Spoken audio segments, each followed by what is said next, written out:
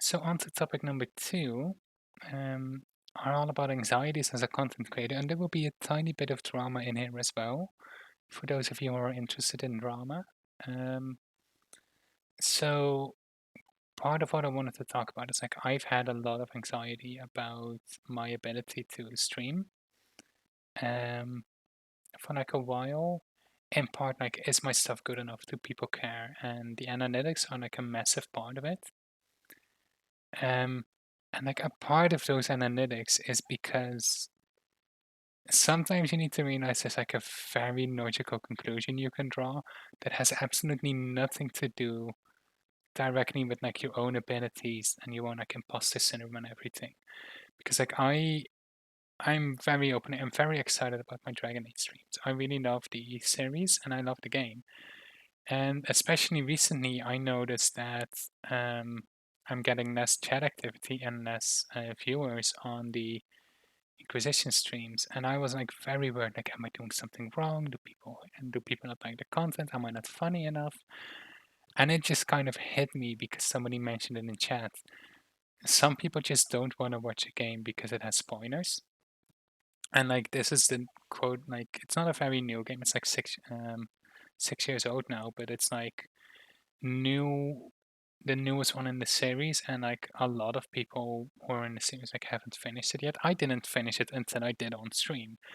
Um, so I kind of had like that moment of realization of like some people just might would have watched if I played anything else, but they just don't want to watch. They don't want to spoil themselves, and I shouldn't take it serious and I should just more focus on what I want to make myself. And that like it sounds like something that I should instinctively know more a lot better than this.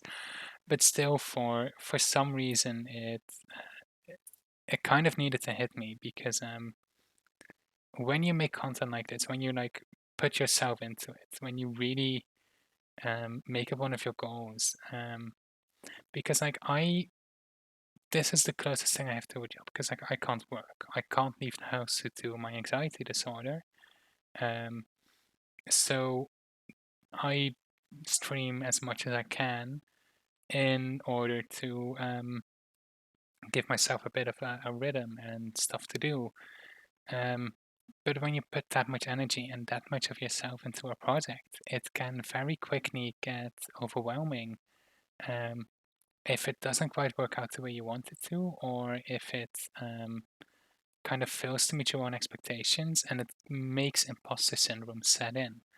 And I think it's very important to learn to like for yourself how you manage that imposter syndrome because especially when you realize it's not as much about your own quality.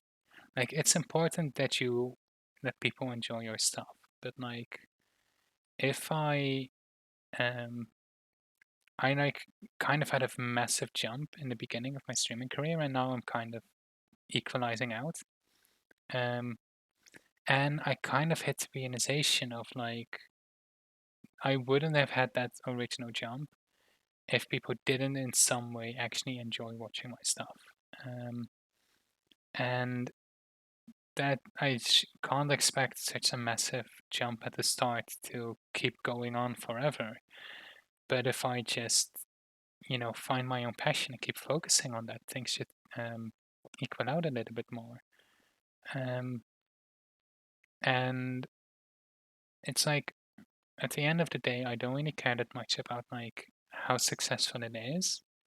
I'm more just interested in like I put a lot of myself into streaming, and when I consider it art in the sense that it is a creative process that I put myself into and that I do for the purpose of um, you know reaching other people. And sometimes it really is it's just important to remind yourself that it really does reach other people and that people don't need to be you know more people are gonna enjoy stuff than they will say. um, and that, yeah, I'm completely rambling because I just have single sentence topics. Um, but like those anxieties are very important to manage, and I think I'm kind of managing now. Like they're gonna come in waves every so often, but right now I'm in like a pretty good spot. But, and this is where the drama comes in, there is one Twitch streamer that I kind of looked up to for a while that just has not managed that anxiety. And like I see that with like quite a few streamers when people start kind of acting entitled towards views and um, comments, and like when people start getting entitled for their streams, their content to be received, um, I think that often comes from a form of anxiety. Um, when I kind of look at it, and it's it's really hard to realize like why are people so why are people so obsessed with like the numbers or getting people to say they like it? Like why do people care so much about all of that from the outside? It seems really strange, but like having that taste of anxiety recently, I can really see how um how when your numbers kind of start flatlining, when it starts going down slowly, I can really see how that makes you so much more anxious, how that will result in you, um, like how that causes some people to just not really know what to do anymore, how to handle it. And it's a little bit of a shame that it gets as bad as it does sometimes. Um, but it really showed me like it's important to manage that anxiety around it, and it's important to um, not let it get to yourself. Um, and to just realize at the end of the day, you should be making content primarily for yourself, and other people will hopefully other people will enjoy it, and hopefully it will be, valuable to other people. But you can't really force that, and it's okay if it doesn't. Um, and when you don't kind of accept that, and when you allow that anxiety to turn into entitlement, you can very quickly become an asshole where people will start complaining about um they're not getting enough subs, or they're not getting enough viewers, or they're not getting enough chat participation. um and like I see that with primarily some larger people, luckily nobody in my own circle. um but like um it really can like reach a point where you just become this asshole who treats like these are resources I'm entitled to my audience in return for me giving you content. You are supposed to give me this many views, this many subs, this much of this. But that's not how it works. We make content because we want to, and we give it out to people because we give it out to people, and then people can give us things back for it. Due to can give us back like views, can give us subs, anything, because they want to give it to us in exchange.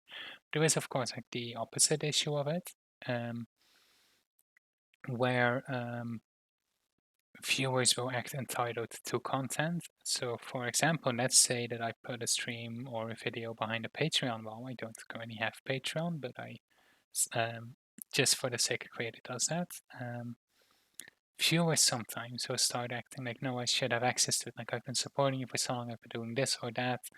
But like, the content made by a person is fully that own person's, right? Like, I own the streams, or I own the video and the streams that I make.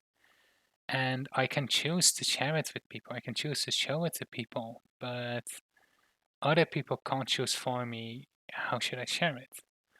Um, and I think in there is kind of like the mindset that's important for creators to have, and I think also for communities around creators to have of, you know, the content is made out of a passion for it and it's viewed and it's watched out of a similar passion as well.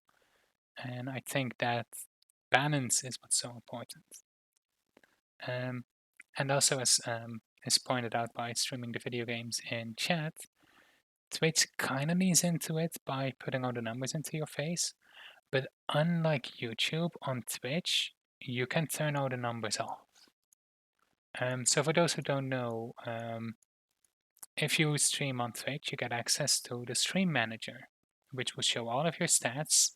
It has some quick actions you can do. I have it open right now. It shows like your recent follows, channel point redemptions, subs, um, and like I can scroll through this and see like all that has been done. So I can see people recently followed me. I can see my recent raids. I have a little preview of how the stream looks to other people. And it also shows you things like how long your stream is going, your current amount of viewers, your total views on the channel, your followers, your subs, topics like that. But the thing is, if you click on them, the number disappears. If you don't want to watch a number, you have the capacity to remove the number from your own view. But a big complaint people make towards, for example, YouTube is on YouTube you have a similar kind of dashboard, the Creator Studio, I think it's called. And on there, as soon as you open it up, you see all your analytics and it gives you analysis of your analytics. So it will tell you, oh, this video is underperforming because of this and that reason, or this is the best video, like these are your stats like live, this is everything going on, and they just bombard you with all of that info. And that results in so many people being overwhelmed and having burnout because it's not like you can't really sidestep everything, you can't hide it. But on Twitch, you can hide any info you don't really want to see at the moment. Um, Typically, when I'm actually streaming a game, my other monitor has just OBS on it, so I can see chat, I can see what is actually being recorded and going to Twitch, and I can mess around. I can change details, but I don't see any of my stats on that screen, and that really helps because I don't really see if my views are going up and down during a stream. And now this is a lot more relaxed, a lot more calm, so I don't really mind seeing my analytics right now. Mostly because like I want something on both of my screens, just due to my own paranoia. And like I have my own stream showing twice now, once in OBS, once on the stream manager, just because I'm a shallow bitch, essentially. But yeah, um that's kind of all of that. But like it is like really important to figure out like how do you manage that. The original topic, like how do you manage that anxiety of being a content creator or that imposter syndrome, and a lot of that is it helps to try and um, keep a level head of like see how of like people do enjoy your content, otherwise you wouldn't have anything at all happening. um, and also you know what might help to some, admittedly it doesn't help to me, but I hear for some other people it helps. What some people like to do is to remind themselves that they themselves enjoy the content or they enjoy making it, which is can be a very useful and important mindset. And similarly, you might see there are so many tactics you can employ for your own and for just general um, keeping things under control. And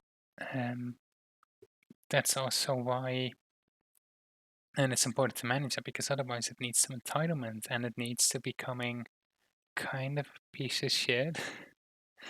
I will talk more about the specific drama of this content creator that I'm like kind of sub mentioning now in the inspiration to streaming section. Um, because like the the one streamer who most influenced my content and like how I envision my own streams kind of turned out to be a piece of shit, but in a way that avoided drama, or at least not drama in like any of the other circles I'm in, to the point that I'm like I find it very strangely interesting to look at. So that's gonna be part of the next or part of a future topic that I'll circle back on eventually. Um, the experience with Twitch might be an interesting topic for some of you because I'm not actually that familiar with Twitch as a um, how do you call it? I'm not that familiar with Twitch as a larger um, um, how do you say it? I wasn't that engrossed into the Twitch culture for a long time. I'm stumbling on my words a little bit here, but I always kind of struggled with live streams, mostly because if I'm in a live stream, I want to interact with the creator, um, which is very difficult with large streams, and I never really knew how to find entertaining smaller streams. But eventually, what happened is I became friends with somebody who summoned this, who watched this channel frequently might know. I became friends with Hayden, who streams under the nickname Falco77. Um, I met him through Discord, and he wanted to know about like how plurality worked and what plurality was.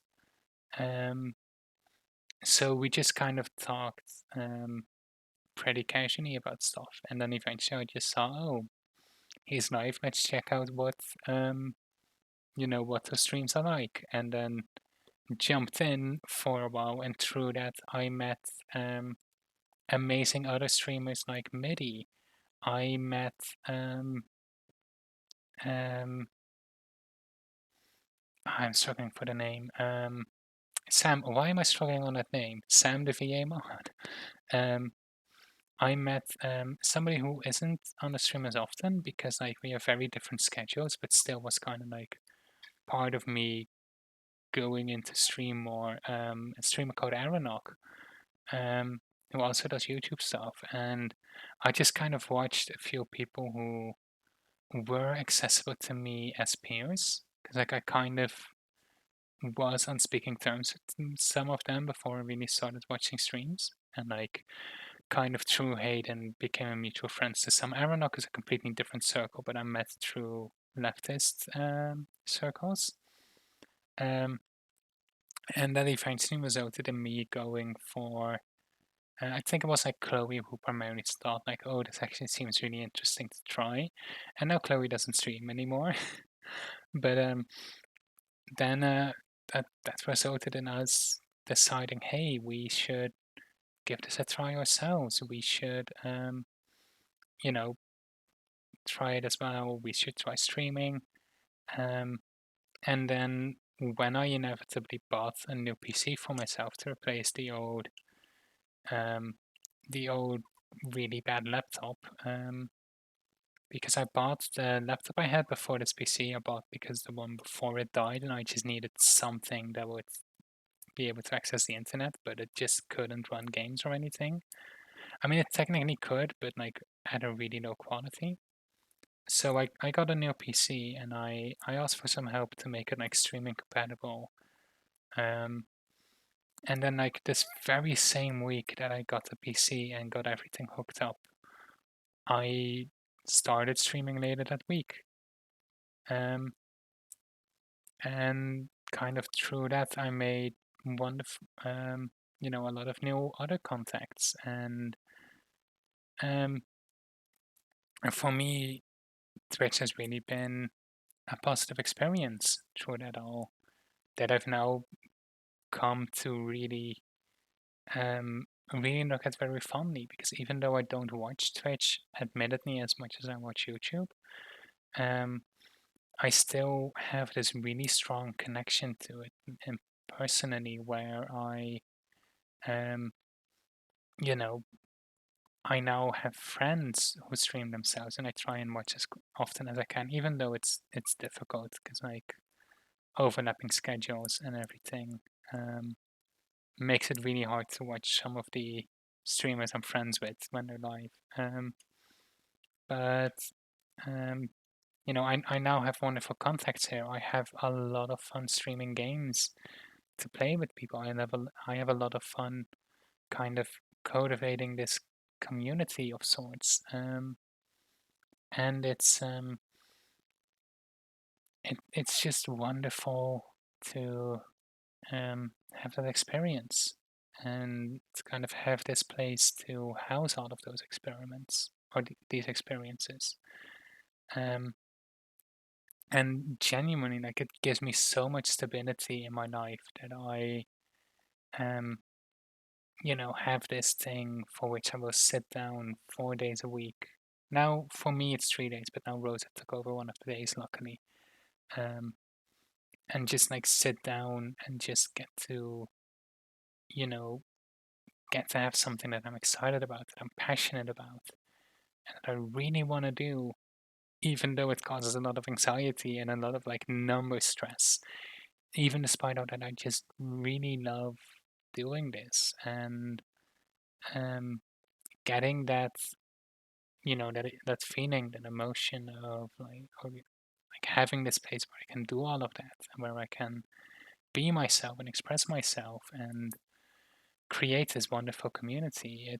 It's honestly wonderful, and I think part of why I really want to keep the Tresscast, this project, that name's gonna feel horrible soon enough. I'm gonna hate that name soon, just because I I don't know why. I just can't tell, but I somebody suggested it as a joke. I looked it up. I couldn't find anywhere else that use it, so we're going with it now. It's the Tresscast. Um, but yeah, I took that and um, like I kind of want to keep this backed up on YouTube and everything because I want to know in like a year or in 2 years or in 5 years, how will I look back to these streams? How will I look back to the streaming career? I don't really have my older streams backed up anymore, mostly because I struggled to figure out how all of it worked. And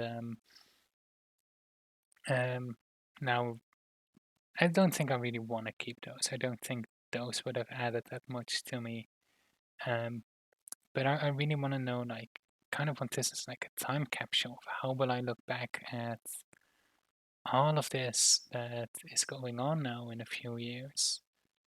Um, and also maybe will it humble me if I end up growing to kind of see how I was at the beginning, or maybe I'll stay the exact same size and I can kind of take some of that positivity from this. I don't exactly know. I don't know what the future will hold. So, and that's always very anxiety inducing, but especially recently, I've been learning to accept more, to kind of take life as it comes, um, and to kind of let life happen with me in it. And um, that's been really helping me. Um, and like I'm letting life kind of happen as it is. So I kind of want to have some stuff to remember what life is now by. Especially because like since we realized our plurality and since I'm like had to try and figure out myself relative from all my other authors, I um kind of realized I have very little memory of my life and very I didn't really have a self-image until less than a year ago. Um, and that made me really, um, it made me really appreciate um, this chance to preserve things, to have something to look back on, to kind of build memories um, that I think are worth keeping for the future. And kind of on that topic, I recently found like an old book of mine, um, or like it's like a note-taking book, and I took some, um, I took a read through it, and like the very one of the things in it, because it's like it's some stuff I had to keep for, I had to remember for stuff, um, and then just some sketches randomly, and then suddenly an attempt of journaling that lasted exactly one entry. Like I journaled one entry and then I never did again. But it is the very day that I first made contact with Rosa. Um, and I found this the day that Haley contacted us. Because which is like earlier this week. And um, reading through like that very first, very emotional journal entry that I wrote, like because me and Rosa made contact and it was very confusing for both of us. And I wanted Rosa to recognize me, and Rosa wanted me to leave them alone. And then I just wrote like a reflection on the year since. Um, and like, oh no, wait, I wrote this literally the day before Haley joined because I mentioned that we're a system of 14. Like, this is the day before. Wow. That's timing, honestly. Or maybe that's the catalyst that led into Haney splitting off. Could also be. But yeah, that made me really wanna keep memories, and kind of that writing reinforced it in me like this is actually something I should really keep doing and I should focus on more. And I kind of hope that these podcasts will also kind of serve in that, because it will be you know, me keeping something of myself that I really precious, that I really value a lot, which is streaming, and allowing myself to keep it, to hold on to it, and to hopefully take it with me into the future. Um, but we'll see how it turns out. Knowing me, I might also completely abandon this idea after 5 weeks, because I'm horrible at sticking to projects. So, like, definitely pester me for edits and everything on this. Like, pester me to make this project because I really want to do it, but I suck at doing it. Um, but yeah, Twitch has become this wonderful platform to me since, and it's really helped me see myself more as like who I am and who I want myself to be. Um, and it's wonderful, absolutely wonderful. I love it. And I hope if how things keep up, I'll be able to keep doing Twitch for a long time, and um, it will keep being this magical, this amazing to me to do it. And yeah, that's honestly what I want the most, to take this wonderful experience and make it last.